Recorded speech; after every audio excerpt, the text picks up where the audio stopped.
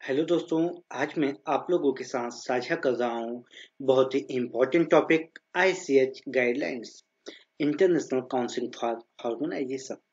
Harmonisation का मतलब होता है सामंजस्य यानी एकरूपता, यूनिफॉर्म। ठीक है। तो ICH guidelines different organisation are and institute formulation and company, इन सब के बीच एक सामंजस्य स्थापित करने के लिए इसको बनाया गया था।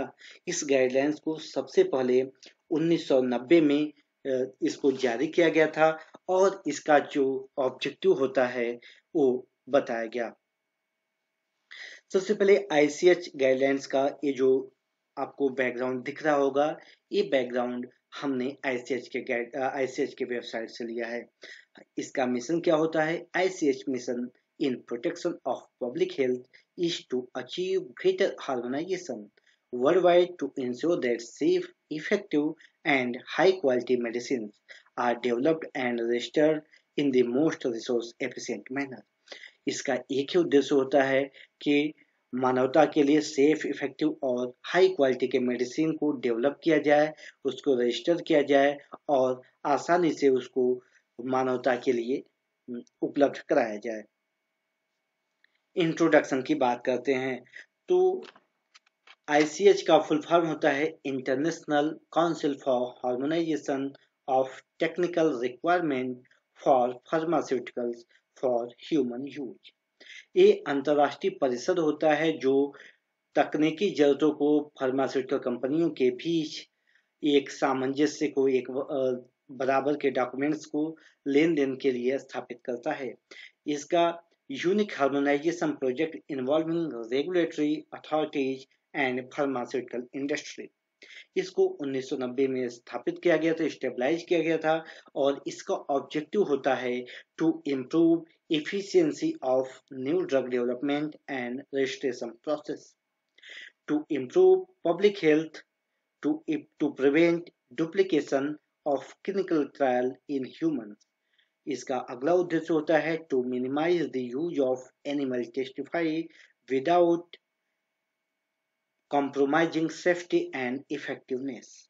तो हम यहाँ ये देख सकते हैं कि इसका जो ऑब्जेक्टिव है वो ऑब्जेक्टिव ये है कि किसी भी नए ड्रग को डेवलप करने के प्रोसेस को, इफिशिएंसी को इम्प्रूव करना, उसको रजिस्ट्रेशन कराना, चीटिंग को रोकने के लिए, ह्यूमन हेल्थ को प्रमोट करने के लिए, बढ़ावा देने के लिए, यानी मानवता की सेवा करने के लिए इसका उपयोग होता है कि क्लिनिकल ट्रायल में इंसानों के डुप्लीकेशन को रोकने के लिए, किसी दूसरे प्रकार के एनिमल के यूज को कम से कम करने के लिए हम आईसीएच गाइडलाइंस को जारी किया गया है। आखिर अब एक सवाल होता है कि कैसे हम आईसीएच गाइडलाइंस को हम कर सकते हैं। तो ये जो ऑब्जेक्टिव्स होता है, इसके ऑब्जेक्टिव को हम डेवलप कर सकते हैं कैसे? Development and implementation of harmonised guidelines and standard. एक स्पेसिफिक गाइडलाइन और स्टैंडर्ड को बनाकर हम आईसीएच गाइडलाइंस को लागू करेंगे, जिसके द्वारा डेवलपमेंट भी किया जाएगा, नए मेडिसिन को डेवलपमेंट किया जाएगा और उसमें सुधार इम्प्लीमेंटेशन करके एक सामंजस्य स्थापित किया जाएगा अलग अलग इंडस्ट्री के बीच।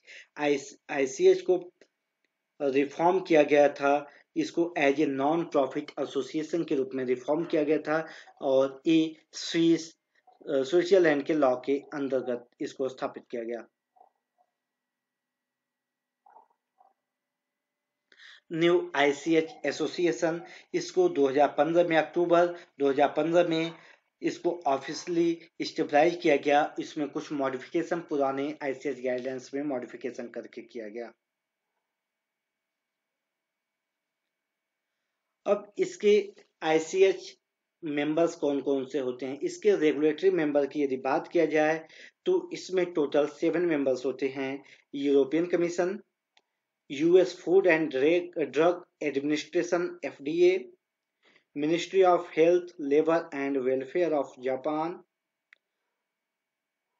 हेल्थ कनाडा, स्विस मेडिक, एजेंसिया नेशनल डिवेलपमेंट मतलब ब्राजील की agency, ministry of food and drug safety एक कोरिया, रिपब्लिक ऑफ कोरिया, ये 7 इसके रेगुलेटरी मेंबर होते हैं। इसके इंडस्ट्री मेंबर 6 इंडस्ट्री मेंबर होते हैं, उसके बारे में हम आपको बता रहे हैं। इसमें 6 रेगुलेट इसके इंडस्ट्री मेंबर होते हैं। European federation of pharmaceutical industry and association, जिसको इफ्फिया बोलते हैं। दूसरा मेंबर होता है जापान फार्मास्यूटिकल मैन्युफैक्चरर एसोसिएशन, जेपीएमए होता है। तीसरा इसके इंडस्ट्री मेंबर्स होते हैं pharmaceutical research and manufacturer of America. चौथा होता है international generic and biosimilar medicine association, EGBA। पांचवा होता है world self medication industry, WSMI। और अंतिम इसका इंडस्ट्री मेंबर होता है बायोटेक्नोलॉजी इनोवेशन ऑर्गेनाइजेशन, BIO। कुछ स्टैंडिंग ऑब्जर्वर्स होते हैं जो इसके तो सीधे सदस्य नहीं होते हैं, लेकिन इसके मीटिंग में इनको बुलाए जाते हैं। वो 2 होते हैं। इसमें होता है एक the international federation of pharmaceutical manufacturer and association, IFPMA। और दूसरा होता है WHO, वर्ल्ड हेल्थ ऑर्गेनाइजेशन। इसके अगर हम मेंबर्स की बात करें, ऑब्जर्वर की बात करें, तो इसके टोटल 19 ऑब्जर्वर अभी तक हैं, जिसमें कुछ प्रमुख के नाम मैंने आपको स्क्रीन पर साझा किए हैं। Central drug standard control organisation, CDSCO India का है। Food and drug administration, Taipei यानी कि TFDA, ये चाइनीज ताइपे का है।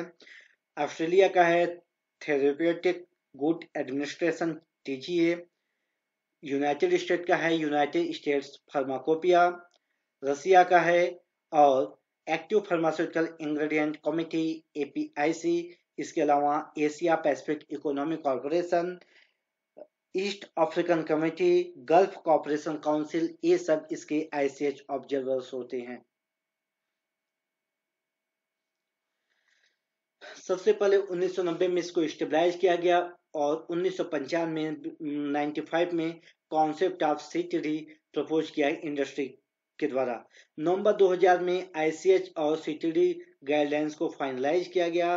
सितंबर 2002 में इसमें री एडिटिंग किया गया था और 2 सेक्शन को में हेडर मतलब बड़े चेंजेस किए गए थे।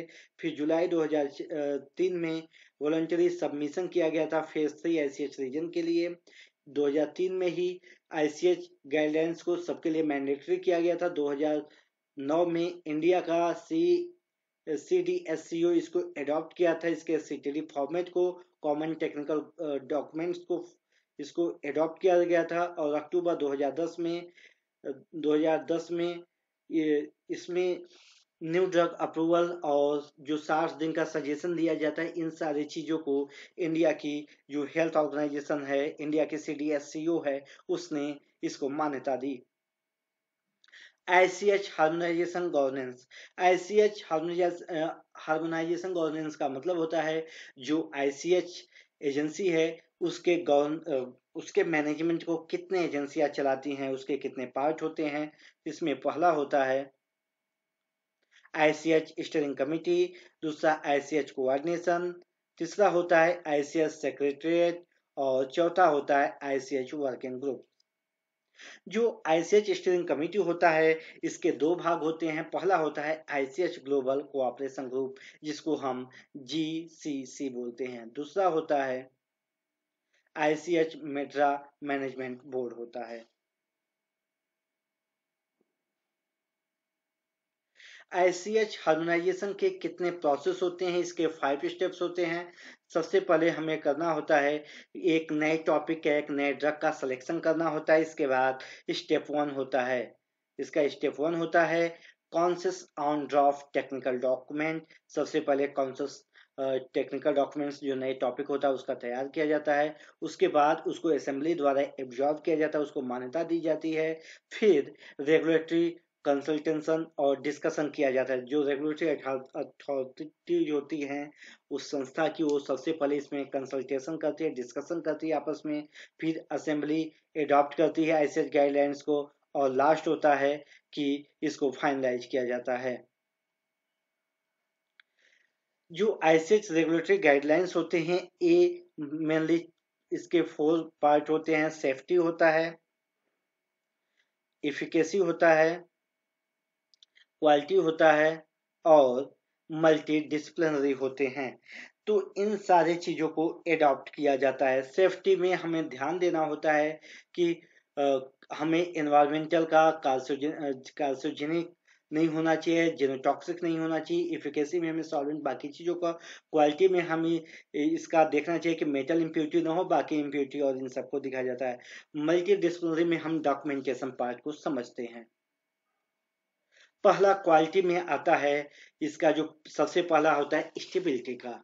तो आईसीएच गाइडलाइंस Q1A से लेकर Q1F तक स्टेबिलिटी के बारे में डिस्कस किया जाता है। फिलहाल Q1F को अभी निरस्त कर दिया गया है। दूसरा गाइडलाइंस आता है Q2 में एनालिटिकल वैलिडेशन के बारे में हमें बताया जाता है। तीसरा गाइडलाइंस Q3A से लेकर Q3D तक 4 इम्प्योरिटी के गाइडलाइंस होते हैं, जिसमें रेजिडुअल सॉल्वेंट से लेकर इनऑर्गेनिक मेटल इम्प्योरिटी तक के बारे में बताया जाता है। चौथा होता है फार्माकोपियाज। इसमें Q4 से लेकर Q4B तक होता है। इसमें USP, IP, BP, JP अलग अलग फार्माकोपियाज के बारे में इसमें बताया गया है। फिर quality of biotechnology product, biotechnology से संबंधित जो प्रोडक्ट होते हैं उनके बारे में क्वालिटी के जो आईसीएच गाइडलाइंस होते हैं, क्यू क्वालिटी को बताता है। Q5A से लेकर Q5E तक होता है।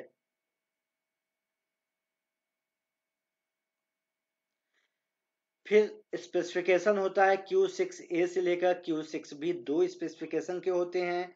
फिर अगला नंबर आता है गुड मैन्युफैक्चरिंग प्रैक्टिसेस का, जिसको GQ7 के अंतर्गत रखा गया है। आठवां होता है फार्मास्यूटिकल डेवलपमेंट्स। इसमें क्या क्या डेवलपमेंट फार्मास्यूटिकल ड्रग के बारे में किया जाता है, इसको Q8 के अंतर्गत रखा गया है। Q9 में आता है क्वालिटी रिस्क मैनेजमेंट। Q10 में आता है फार्मास्यूटिकल क्वालिटी सिस्टम और Q11 में आता है development and manufacturing of drug substance. इसको Q11 के अंतर्गत रखा गया है। Q12 में रखा गया है लाइफ साइकिल मैनेजमेंट और इसी प्रकार से Q13 में रखा गया है continuous manufacturing of drug substances and drug products. और लास्ट होता है एनालिटिकल प्रोसीजर डेवलपमेंट, Q14 के अंतर्गत रखा गया।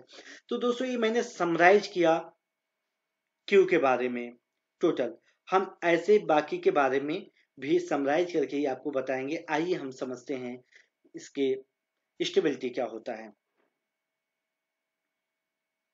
स्टेबिलिटी हमें बताता है how long product can be kept without degradation under normal condition.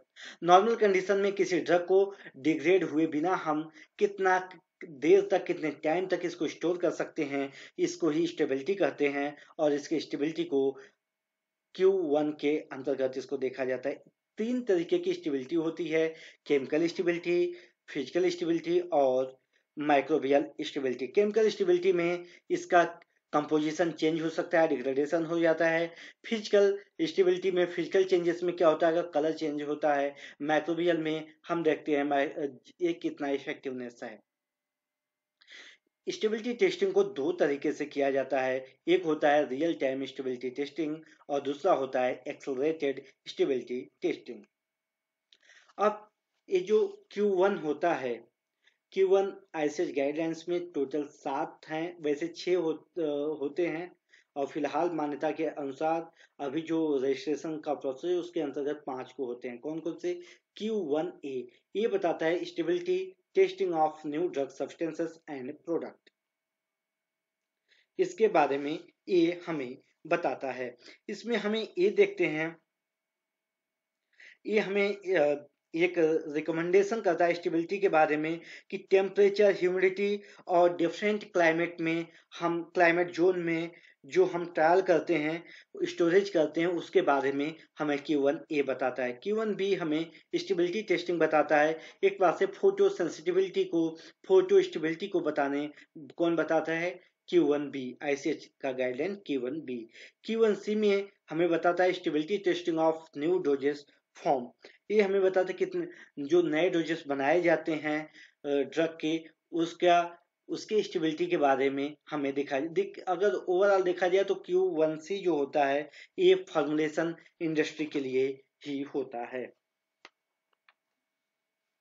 जो Q1D होता है bracketing and matrixing design for stability testing of drug substances and product के बारे में बताता है। और जो स्टेबिलिटी डेटा होता है इसमें क्या सुधार किया गया, इवोल्यूशन किया गया, इसको Q1E बताता है। इसी प्रकार से Q1F जो होता है stability data packaging forestation application climate zone third and fourth के बारे में बताता है। फिलहाल Q1F को अभी निरस्त कर दिया गया है। Q5C होता है, इसको हम देखेंगे बायोटेक्नोलॉजी प्रोडक्ट के बारे में, बायोलॉजिकल प्रोडक्ट की स्टेबिलिटी टेस्टिंग के बारे में बताता है। दोस्तों इम्प्योरिटी क्या होती है? एपीआई के अलावा बाकी जो चीजें होती हैं वो सारी चीजें एपीआई वो इम्प्योरिटी होती हैं। इम्प्योरिटी को आईसीएच गाइडलाइंस Q3A और Q3A से लेकर Q3D यानी 4 सेक्शन में रखा गया है। इसमें जो Q3A होता है ये इम्प्योरिटी इन न्यू ड्रग सब्सटेंसेस को बताता है। दूसरा जो Q3B होता है न्यू ड्रग प्रोडक्ट में जो इम्प्योरिटीज होती हैं उसके बारे में बताता है। Q3C जो होता है रेजिडुअल सॉल्वेंट के बारे में बताता है और उसके लिमिट पीपीएम में कितना होना चाहिए। इन सारी चीजों को हमारा एसिड के गाइडलाइंस Q3C के अंतर्गत बताया जाता है। जो Q3D होता है गाइडलाइंस फॉर एलिमेंटल इम्प्यूरिटीज के बारे में बताता है। हम ROI कराते हैं, रेजिडुअल ऑन इग्निशन, मतलब सल्फेट राख जो बनाया जाता है हम ये देखते हैं कि उसमें इनऑर्गेनिक इम्प्यूरिटी कितनी है। इसको गाइडलाइंस Q3D के अंतर्गत रखा गया है। जो एलिमेंटल इम्प्यूरिटी होती हैं ये टोटल अगर देखा जाए तो टोटल 24 एलिमेंट्स के लिए रखा गया है। जो ऊपर सबसे पहले होता है ये उसका क्लास बताता है किस क्लास का वो इम्प्यूरिटी है। तो डेली कितना परमिटेड डेली एक्सपोजर होना चाहिए उसके बारे में मेटल्स का बता रहा है। तो जो यहाँ पर ये बताता है ये हमें बताता है पीडीई कितना होना चाहिए मिलीग्राम में या ग्राम में पर डे कितना होना चाहिए। एलिमेंट का सिंबल होता है और यहाँ पर ओरल मतलब उसको कितना वैसे डोज के रूप में लिया जाता है। जैसे कैडमियम क्लास 1 में यानी हाईली डेंजरस होता है। इसका पीडी जो होता है 2 माइक्रोग्राम पर डे होता है। यहाँ पर बताया गया है इसका इनहेल्ड कितना कराना चाहिए 2 ग्राम। और इस एलिमेंट क्या होता है कैडमियम होता है 5 जो बताता है। ओरल हम 5 ग्राम पर डे मैक्सिमम तक इसके बारे में इसको ले सकते हैं। इसको आईसीएच की गाइडेंस Q3D के अंतर्गत रखा गया है।